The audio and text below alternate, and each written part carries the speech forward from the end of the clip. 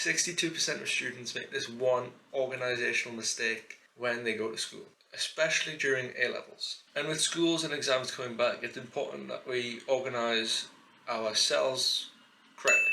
And in this video today, I'll share with you how I organise my schoolwork and what so many people do wrong. As I said, most people make this mistake during A-levels because that's the sort of time where teachers advise you to start using folders. What most people do is get work from their teachers every lesson, put it in their folder randomly, and then never touch it again. Like what?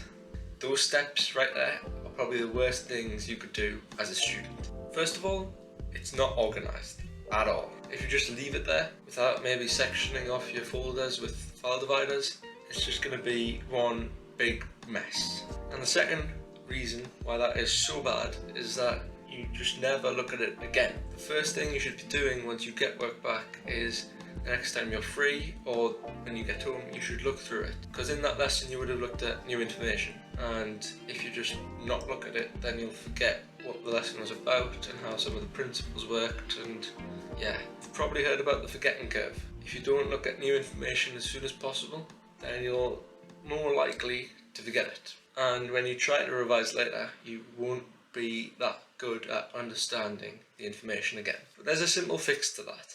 At A-levels, you've got free study periods. Whenever you have one of those, or whenever you get time at home, look through that folder, sort it all out. But you just need to organise it and recap it. And the way I do it is a system called CSO. Collect, sort and organise. When I get new work, I also just put it at the top of my folder. But the next time I'm free, I'm there to organise it. C stands for collecting.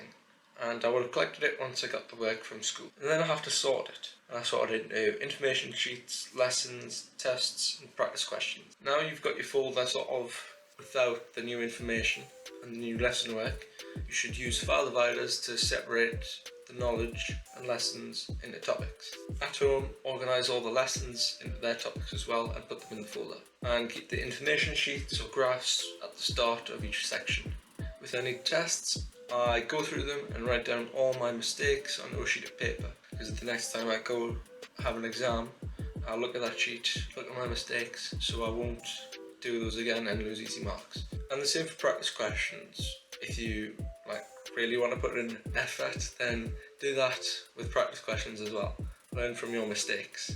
And I like to keep my tests separate from my lesson work because my folder gets a bit big, so I just need to keep them on one of my shelves. And that's it all organised. Now that you've got your lessons sorted out into topics, your folder will gradually get bigger as the year goes on. And if you're going to take your folder to the lesson every single lesson, it will just get too heavy. And I use this technique to save folder space. Get my lesson work, write down the key info from each lesson onto a piece of paper, and then put that in the folder instead of the lesson work. For example, my physics lessons are normally maybe 5 A4 sheets all stapled together, and I could replace that all with one side of A4, so that adds up over time. And then I decide to keep my lesson work separate on a different shelf. It's up to you if you want to do that. That's my recommendation because it just saves so much space. This is all my physics work, and this is how many physics sheets I've replaced it with. For maths, it's even more crazy. This is maths, and these are the maths sheets that I've replaced it with. You can use that as soon as you get home or the next time you got free after a lesson, because then you can sort of go through the work as soon as possible. I like to do this technique when I've got free or when I'm at home, because that allows me to refresh my mind about what I did in that lesson so I don't forget it as easily as I would have if I just left it. Organisation is massive when it comes to studying, but your revision technique is what's most important. And in this video I can help you with that. If you've got any questions, leave them down below. If this video helped you out, then leave a like down below, press subscribe, and I'll see you guys in another video. Bye bye.